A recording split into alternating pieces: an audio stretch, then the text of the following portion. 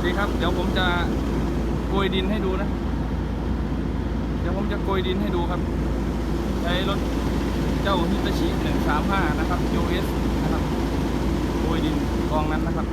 ให้ลูกชายเป็นคนถือดีๆ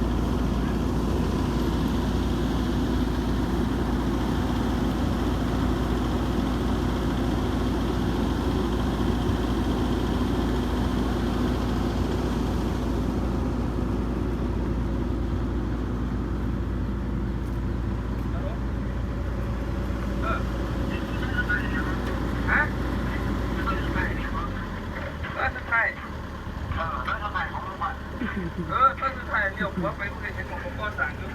ว่าเขาแกะแบบมันนะรถดำออกไปพอดีกันในลงพอดีนะมันจะทำข้างเขาแตกนะ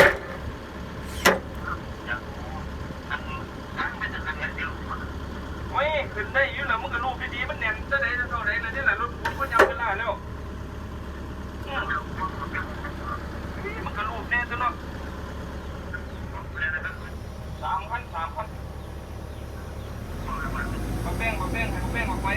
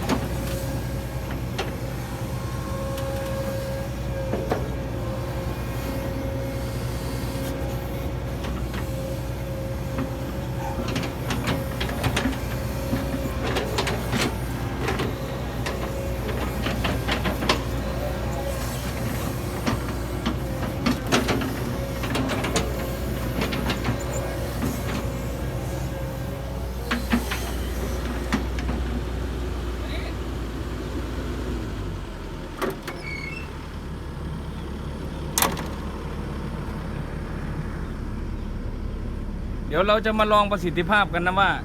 รถคันนี้มันจะเดินขึ้นตรงนี้ได้ไหมโดยที่ไม่ต้องค้ำนะครับลองดูถือไว้ลองดูครับ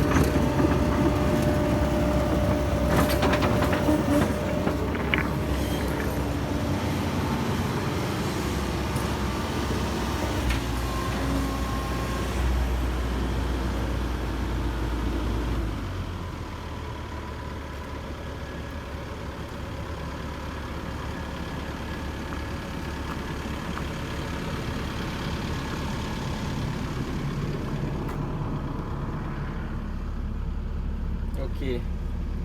ถือว่าแรงใช้ได้ครับตัวนี้จะเป็นตัวเดินแบบเวลาเราเดินขึ้นเนินหรือว่าเดินออกตัวเนี่ยจะเร่งขึ้นเองนะผมก็ไม่ทราบว่าเป็นแบบไหนเดี๋ยวผมจะถามช่างให้แล้วก็รีวิวให้ดูอีกทีแล้วกันแต่ว่าแรงมากครับอันนี้ไมค์ก็มีนะแล้วเดิน2-3แล้วหอมแดงกระเทียมทุกแห่งครับหอมแดงกระเทียมทุกแห่งครับแลกก็แลกขายก็ขายครับอยู่ไปแลกกันยังล่ะหอมแดงกระเทียมทุกแห่งนะ โอเคนะครับก็คลิปนี้ก็ขอจบไว้เพียงแค่นี้นะครับกับเจ้าฮิตาชิ135 US นะครับถ้าสงสัยยังไงก็คอมเมนต์ไว้ใต้คลิปได้ครับอยากจะถามอะไรก็คอมเมนต์ได้นะแรงจริงๆครับผมชอบมากเลยรถคันนี้ชอบมากครับเจ้าฮิตาชิ135 US นะครับอะไรเดี๋ยวนี่ครับเดี๋ยวจะให้ดูสวดทรงองค์เอวนะครับเผื่อใครที่ยังไม่เห็นแบบเต็มๆนะคลิปนี้ก็เป็นคลิปที่รีวิวแบบสุดๆเลยแหละวิบากสุดๆครับแขนยาวมากโอเคนะครับสวัสดีครับ